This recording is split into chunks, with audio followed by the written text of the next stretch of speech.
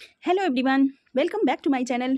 सो बच्चों, आज की वीडियो में क्लास 8 हिंदी सब्जेक्ट के पार्ट 4 हरिद्वार के प्रश्न उत्तर को सॉल्व करेंगे।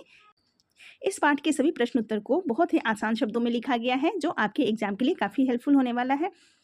तो वीडियो शुरू करने से पहले आपसे एक छोटी सी रिक्वेस्ट है, अगर आपको ये वीडियो थोड़ी सी भी हेल्पफुल लगे तो प्लीज़ वीडियो को लाइक कीजिएगा, चैनल को सब्सक्राइब कीजिएगा। ठीक है, चलिए शुरू करते हैं।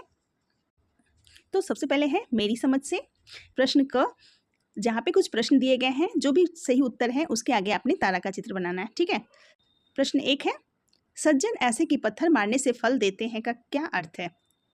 सही उत्तर है, लेखक फलदार वृक्षों की उदारता को मानवीय रूप में व्यक्त कर रहे हैं। ठीक है, तो इसके आगे आपने तारा बना देना है। अगला है, वैराग्य और भक्ति का उदय होता था, इस कथन से लेखक का कौन सा भाव प्रकट होता है? सही उत्तर है इसका मानसिक शांति और आध्यात्मिक अनुभव। ठीक है, इसके आगे आपने तारा बना देना है। तीसरा है, पत्थर पर का भोजन का सुख सोने के थाल से बढ़कर था, इस वाक्य का सर्वाधिक उपयुक्त निष्कर्ष क्या है? इसका सही उत्तर है संतुष्टि में सुख होता है। ठीक है, इसके आगे आपने तारा बना देना है। चौथा प्रश्न है, एक दिन मैंने श्री गंगा जी के तट पर रसोई करके पत्थर ही पर जल के अत्यंत निकट परोस कर भोजन किया, यह प्रसंग किस मूल्य को बढ़ावा देता है? तो उत्तर है स्वच्छता और प्रकृति प्रेम का। ठीक है, इसके आगे आपने तारा बनाना है। चलिए अगला देखते हैं। पांचवा है, लेखक का हरिद्वार अनुभव मुख्यतः किस प्रकार का था? तो लेखक का हरिद्वार अनुभव आध्यात्मिक था और प्राकृतिक था। ठीक है, यहाँ पे दो उत्तर सही है, दोनों के आगे आपने स्टार बनाना है। अगला प्रश्न है, पत्र की भाषा का एक मुख्य लक्षण क्या है? उत्तर हो जाएगा सरलता और चित्रात्मकता। ठीक है, इसके आगे आपने स्टार बना देना है। चलिए अगला प्रश्न है, हो सकता है कि आपके समूह के साथियों ने अलग अलग उत्तर चुने हो, अपने मित्रों के साथ चर्चा कीजिए कि आपने ये उत्तर ही क्यों चुने। तो हमने ये उत्तर इसलिए चुने क्योंकि पाठ के मुख्य भाव और लेखक के विचारों को सही ढंग से ये व्यक्त करते हैं, और पूरे पाठ में हरिद्वार की प्राकृतिक सुंदरता और फिर भक्ति, सादगी और संतोष का वर्णन मिलता है। ठीक है, तो आप उत्तर लिखेंगे। हमने यही उत्तर चुने क्योंकि वे पाठ के मुख्य भाव और लेखक के विचारों को सही रूप से व्यक्त करते हैं। ये उत्तर हरिद्वार की प्राकृतिक सुंदरता, भक्ति, सादगी और संतोष को दर्शाते हैं। ठीक है, अगला प्रश्न है, मिलकर करें मिलान। अब यहाँ पे आपको मिलान करना है। तो पहला शब्द है हरिद्वार, तो हरिद्वार का हो जाएगा यह भारत के उत्तराखंड राज्य में स्थित एक प्रसिद्ध तीर्थ स्थान है, यहाँ से गंगा पहाड़ों को छोड़कर मैदान में आती है। ठीक है, तो ये आपका हो जाएगा नंबर 3। अगला है गंगा, तो गंगा यह भारतवर्ष की प्रधान नदी है, ये हो जाएगा आपका नंबर 5। अगला है भागीरथी, तो भागीरथी अयोध्या के प्रसिद्ध सूर्यवंशी राजा थे, ये आपका हो जाएगा नंबर 6। अगला है चंडिका, तो चंडिका मान्यताओं के अनुसार दुर्गा का एक रूप है, तो ये आपका हो जाएगा नंबर 1।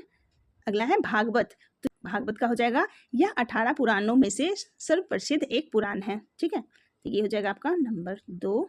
अगला है दालचीनी, यह एक पेड़ का नाम है, तो ये आपका हो जाएगा नंबर 4। ठीक है, ये आपका हो गया नंबर 5 और ये हो गया आपका नंबर 3। ठीक है, चलिए आगे चलते हैं। अगला है मिलकर करें चयन।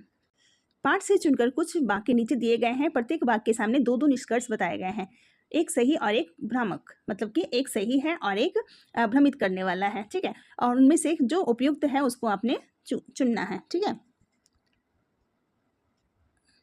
तो पहला है, पर्वतों पर अनेक प्रकार की बल्ली हरी भरी सज्जनों के शुभ मनोरथों की भांति फैलकर लहलहा रही है, तो इसका निष्कर्ष हो जाएगा लताओं का फैलना सज्जनों की शुभ इच्छाओं की तरह सौम्यता और सुंदरता को दर्शाता है। ठीक है, ये वाला आपका सही निष्कर्ष है। दूसरा है, बड़े बड़े वृक्ष भी ऐसे खड़े हैं मानो एक पैर से खड़े तपस्या करते हैं और साधुओं की भांति घाम, ओस और वर्षा अपने ऊपर सहते हैं, तो इसका निष्कर्ष हो जाएगा कि वृक्षों की स्थिति साधुओं जैसी है जो हर मौसम को सहते हुए तपस्या करते हैं। दूसरा वाला निष्कर्ष इसका सही है। अगला है, इन वृक्षों पर अनेक रंग की पक्षी चहचहाते हैं और नगर के दुष्ट बाधिकों से निडर होकर कल्लोल करते हैं। तो इसका निष्कर्ष हो जाएगा कि यहाँ के पक्षी प्रकृति में सुरक्षित अनुभव करते हैं, इसलिए वे निडर होकर कल्लोल करते हैं। ठीक है। अगला है, जल जहाँ का अत्यंत शीतल है और मिष्ट भी वैसा ही है मानो चीनी के पन्ने को बर्फ में जमाया गया है। तो इसका निष्कर्ष हो जाएगा कि गंगा जल की ठंडक और मिठास का अनुभव बहुत मनोहारी है। ठीक है। अगला है, एक दिन मैंने श्री गंगा जी के तट पर रसोई करके पत्थर ही पर जल के अत्यंत निकट परोस कर भोजन किया।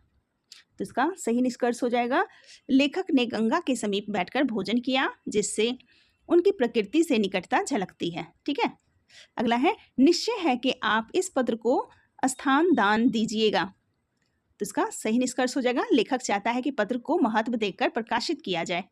ठीक है। चलिए आगे देखते हैं। अगला है, पंक्तियों पर चर्चा। पाठ से चुनकर कुछ पंक्तियां नीचे दिए गए हैं, उन्हें ध्यानपूर्वक पढ़िए और इन पर विचार कीजिए। आपको इनका क्या अर्थ समझ आया, अपने विचार अपने समूह में साझा कीजिए। क है, यहाँ की कुशा सबसे विलक्षण होती है, जिसमें से दालचीनी, जावित्री इत्यादि की अच्छी सुगंध आती है। मानो यह प्रत्यक्ष प्रकट होता है कि यह ऐसी पुण्य भूमि है कि यहाँ के घास भी ऐसी सुगंधमय है। तो इस पंक्ति में लेखक बताते हैं कि हरिद्वार की कुशा मीन्स कि वहाँ की घास भी इतनी सुगंधित है कि इसमें दालचीनी और जावित्री जैसी खुशबू आती है। और यह बताने का उद्देश्य यह है कि हरिद्वार केवल सुंदर ही नहीं बल्कि अत्यंत पवित्र भूमि भी है। ठीक है। तो इसका अर्थ हो जाएगा कि हरिद्वार की प्रकृति बहुत पवित्र और विशेष है। और इसका मुख्य विचार हो जाएगा कि लेखक हरिद्वार की पवित्रता और प्राकृतिक सुंदरता का वर्णन करते हैं। ठीक है। तो आप इस तरह से लिखेंगे। अर्थ हो जाएगा, हरिद्वार की कुशा बहुत सुगंधित और विशेष मानी गई है। लेखक ने इसे उस पवित्र भूमि की विशेषता बताया है। विचार हो जाएगा कि यह पंक्ति हरिद्वार की पवित्रता और प्राकृतिक सुंदरता को दर्शाती है। इससे हमें प्रकृति और पवित्र स्थानों का सम्मान करने की सीख मिलती है। ख है, आहा, इनके जन्म भी धन्य हैं, जिनसे अर्थी विमुख जाते ही नहीं। फल, फूल, गंध, छाया, पत्ते, छाल, बीज, लकड़ी और जड़, यहाँ तक कि जले पर भी कोयले और राख से लोगों को मनोरथ पूर्ण करते हैं। तो यहाँ पे लेखक वृक्षों की महानता को बता रहे हैं। और वृक्ष अपने जीवन भर फल देते हैं, फूल देते हैं, छाया देते हैं, लकड़ी देते हैं और बीज देकर लोगों की सेवा करते हैं। और यहाँ तक कि जलने के बाद भी उनका जो कोयला होता है वो राख का काम आता है। इसलिए वृक्ष जीवन भर और मृत्यु के बाद भी लोगों के काम आते हैं। तो अर्थ लिखेंगे, लेखक बताते हैं कि वृक्ष अपने जीवन भर फल, फूल, छाया, लकड़ी आदि देकर लोगों की सेवा करते हैं। मरने के बाद भी उनकी लकड़ी, कोयला और राख काम में आते हैं। ठीक है। और विचार हो जाएगा, यह पंक्ति वृक्षों की निस्वार्थ सेवा और उदारता को दर्शाती है। इससे हमें पेड़ों की रक्षा करने और दूसरों की सहायता करने की प्रेरणा मिलती है। ठीक है। अगला प्रश्न है सोच विचार के लिए। पाठ को पुनः ध्यान से पढ़िए और पता लगाइए और लिखिए। और संपादक महाशय, मैं चित्त से तो अब तक वहीं निवास करता हूँ। लेखक का यह वाक्य क्या दर्शाता है? क्या आपने कभी किसी स्थान को छोड़कर ऐसा अनुभव किया है? कब कब? तो लेखक जब हरिद्वार से घूमकर आ गए तो उनका मन अभी भी हरिद्वार की यादों में बसा हुआ था। वे वहाँ की शांति और सुंदरता को हमेशा याद करते थे। और तो ऐसा सबके साथ होता है, किसी सुंदर स्थान से लौटने के बाद उसकी यादें लंबे समय तक मन में बनी रहती है। ठीक है। तो आप उत्तर लिखेंगे। इस वाक्य से पता चलता है कि लेखक का मन हरिद्वार की सुंदरता, शांति और पवित्रता से बहुत प्रभावित था। वहां से लौटने के बाद भी उनका मन हरिद्वार की यादों में ही बसा रहा। मेरी अनुभूति में आप लिखेंगे कि हाँ, जब हम किसी सुंदर और शांत स्थान से लौटते हैं तो उनकी यादें लंबे समय तक हमारे मन में बनी रहती है। ठीक है। ख है, पंडित भी यहाँ बड़े विलक्षण संतोषी हैं, एक पैसे को लाख करके मान लेते हैं। लेखक का यह कथन आज के समाज में कितना सच है? क्या अभी ऐसी संतोषी लोग मिलते हैं? अपने विचार उदाहरण सहित लिखिए। तो लेखक बताते हैं कि वहाँ के लोग कम में भी काफ़ी ज़्यादा संतुष्ट रहते थे और आज भी कुछ लोग सेवा भाव और संतोष की जीवन जीते हैं, लेकिन ऐसे लोग पहले की तुलना में अब बहुत ही ज़्यादा कम हैं। ठीक है। तो आप उत्तर लिखेंगे। लेखक के अनुसार हरिद्वार के पंडित संतोषी और सरल स्वभाव के थे। आज भी कुछ लोग सेवा और संतोष का जीवन जीते हैं, लेकिन ऐसे लोग पहले की तुलना में कम देखने को मिलते हैं।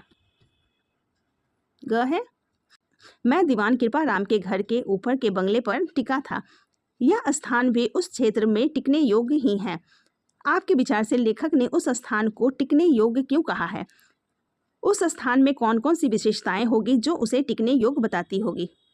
तो लेखक ने ऐसा इसलिए कहा होगा क्योंकि वह स्थान शांत, स्वच्छ, प्राकृतिक और ठंडी हवा वाला था और लेखक को वहां रहने पर काफी शांति मिल रही थी। ठीक है, तो आप उत्तर लिखेंगे, लेखक ने उस स्थान को टिकने योग्य इसलिए कहा क्योंकि वहां का वातावरण शांत, स्वच्छ और प्राकृतिक था।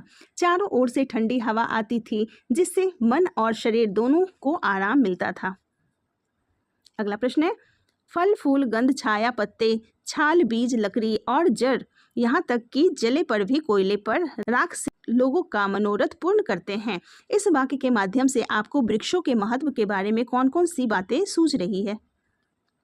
तो इस पंक्ति से हमें पता चलता है कि वृक्ष जीवन भर मनुष्य की सहायता करते हैं और हमें अधिक से अधिक पेड़ लगाने चाहिए और उनकी रक्षा करनी चाहिए। तो आप उत्तर लिखेंगे, इस वाक्य से पता चलता है कि वृक्ष जीवन भर मनुष्य की निस्वार्थ सेवा करते हैं। वे फल फूल, छाया, लकड़ी और अन्य उपयोगी वस्तुएं देते हैं, इसलिए हमें वृक्षों की रक्षा करनी चाहिए और अधिक से अधिक पेड़ लगाने चाहिए। ठीक है, अगला प्रश्न है, अनुमान और कल्पना से। यह भूमि 3 ओर सुंदर हरे भरे पर्वतों से घिरी है। कल्पना कीजिए कि आप हरिद्वार में हैं, आप वहाँ क्या क्या करना चाहेंगे? तो आप अपनी कल्पना लिख सकते हैं। जब भी आप हरिद्वार जाएंगे तो वहाँ पे हरि की पौड़ी पर स्नान करेंगे, गंगा आरती को देखेंगे और वहाँ पे काफ़ी सारे मंदिर हैं, उनके दर्शन करेंगे और प्रकृति का आनंद लेंगे, है ना? तो आप उत्तर लिखेंगे, यदि मैं हरिद्वार जाऊँ तो हरि की पौड़ी पर गंगा स्नान करूँगा या फिर करूँगी, गंगा आरती देखूंगा, मंदिरों के दर्शन करूंगा, पहाड़ों की सुंदरता का आनंद लूंगा और गंगा तट पर कुछ समय शांति से बिताऊंगा। ठीक है, ख है, जल के छल के पास ही ठंडे ठंडे आते थे। कल्पना कीजिए कि आप गंगा के तट पर हैं और पानी के छींटे आपके मुंह पर आ रहे हैं। अपने अनुभवों को अपने कल्पना से लिखिए। तो गंगा के ठंडे जल के छींटों से मन को शांति, ताजगी और आनंद का अनुभव होगा। ठीक है, तो आप उत्तर लिखेंगे, गंगा के ठंडे छींटे चेहरे पर पड़ने से बहुत ताजगी और शांति का अनुभव होगा, मन प्रसन्न हो जाएगा और प्रकृति के बीच होने का आनंद मिलेगा। ग प्रश्न है, सज्जन ऐसे कि पत्थर मारने से फल देते हैं। यदि पेड़ पौधे सच में मनुष्यों की तरह व्यवहार करने लगे तो क्या होगा?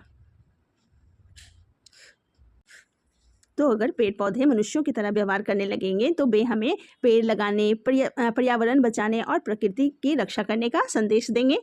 तो आप उत्तर लिखेंगे, यदि पेड़ पौधे मनुष्यों की तरह व्यवहार करें तो वे हमें प्रकृति की रक्षा करने की सीख देंगे, वे अपनी देखभाल करने तथा पर्यावरण बचाने का संदेश देंगे। ठीक है, अगला है, यहाँ पर श्री गंगा जी 2 धारा हो गई हैं। एक धारा का नाम नील धारा, दूसरी श्री गंगा जी ही के नाम से है।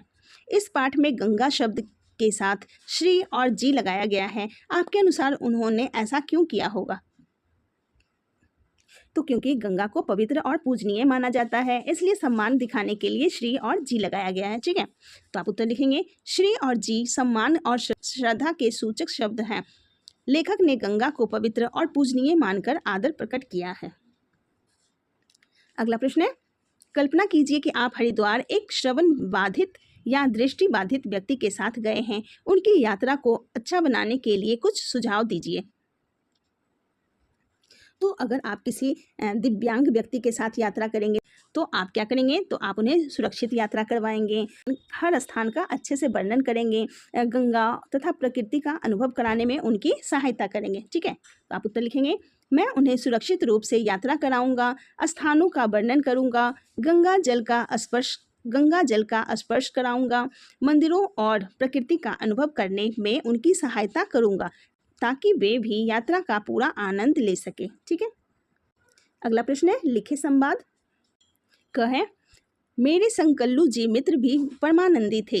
लेखक और कल्लू जी के बीच हरिद्वार यात्रा पर एक काल्पनिक संवाद लिखिए। तो आपने कल्लू जी और लेखक के बीच का काल्पनिक संवाद लिखना है। तो दोनों हरिद्वार की शांति, गंगा की पवित्रता और प्राकृतिक सुंदरता का प्रशंसा करते हैं और दोनों को वहाँ पे आध्यात्मिक आनंद मिलता है। ठीक है, तो आप उत्तर लिखेंगे। लेखक बोलते हैं, कल्लू जी, हरिद्वार का वातावरण कितना शांत और पवित्र है। फिर कल्लू जी बोलेंगे, हाँ, गंगा का निर्मल जल और ठंडी हवा मन को बहुत आनंद देती है। फिर लेखक बोलेंगे, यहाँ की प्राकृतिक सुंदरता और हरियाली मन को मोह लेती है। फिर कल्लू जी बोलेंगे, सचमुच यहाँ आकर मन में भक्ति, शांति और संतोष का अनुभव होता है।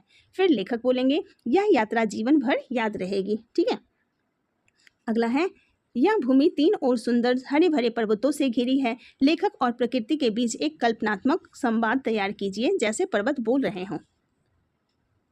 तो आप इस तरह से संवाद लिखेंगे। लेखक, हे पर्वतों, तुम इतने सुंदर और शांत कैसे हो। फिर पर्वत बोलेंगे, हम प्रकृति की सुंदरता और शांति का संदेश देते हैं। फिर लेखक बोलेंगे, तुम्हारी हरियाली मन को बहुत आनंद देती है। फिर पर्वत बोलेगा, यदि मनुष्य प्रकृति की रक्षा करेगा तो उसे हमेशा सुख और शांति मिलेगी। फिर लेखक बोलेंगे, मैं तुम्हारी इस सीख को हमेशा याद रखूंगा। अगला प्रश्न है और है का उपयोग। आदरार्थ बहुवचन को ध्यान रखते हुए उपयुक्त शब्दों के रिक्त स्थान की पूर्ति कीजिए। पहला है, प्रधानाचार्य जी विद्यालय में नहीं हैं, तो यहाँ पे हो जाएगा हैं। वे अभी सभा में उपस्थित हैं। ठीक है, अगला है, माता पिता हमारे जीवन का मार्गदर्शक होते हैं। हमें उनका कहना मानना चाहिए। अगला है, मेरी बहन बाजार जा रही है। यहाँ पे है लिखेंगे।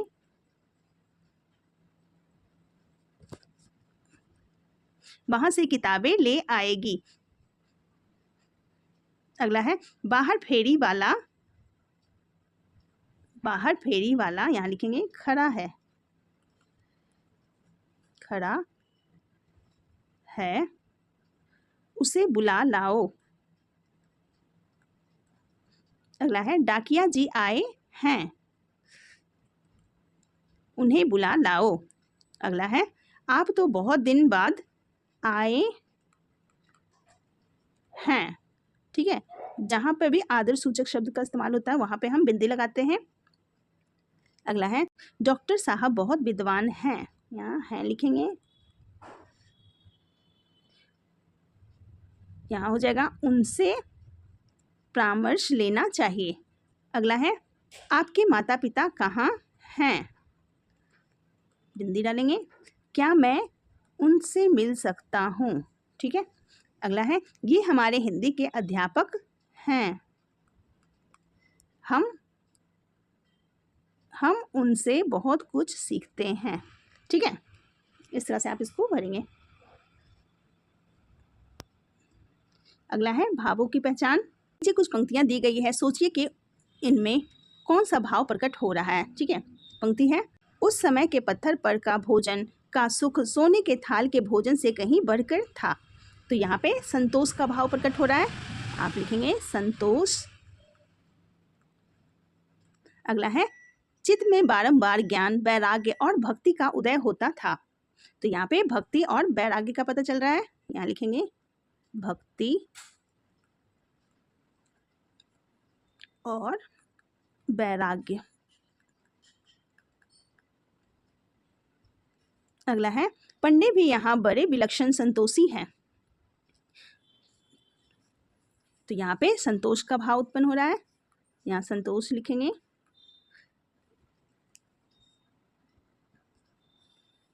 अगला है, हर तरफ पवित्रता और प्रसन्नता बिखरी हुई थी। तो यहाँ पे शांति का भाव है,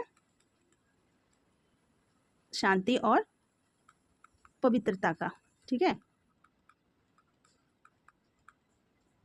अगला है, सज्जन ऐसे कि पत्थर मारने से फल देते हैं। तो ये परोपकार और दया का भाव हो गया।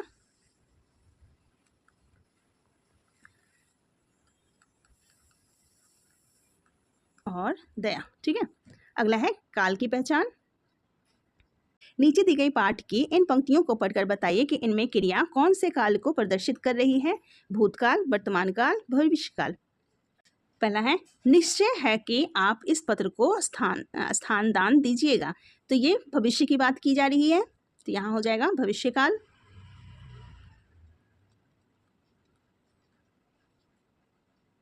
अगला है, यह भूमि 3 ओर सुंदर हरे भरे पर्वतों से घिरी है। अब यहाँ पे है लिखा हुआ है, मीन्स कि अभी वर्तमान का बात हो रहा है, तो आप लिखेंगे वर्तमान काल।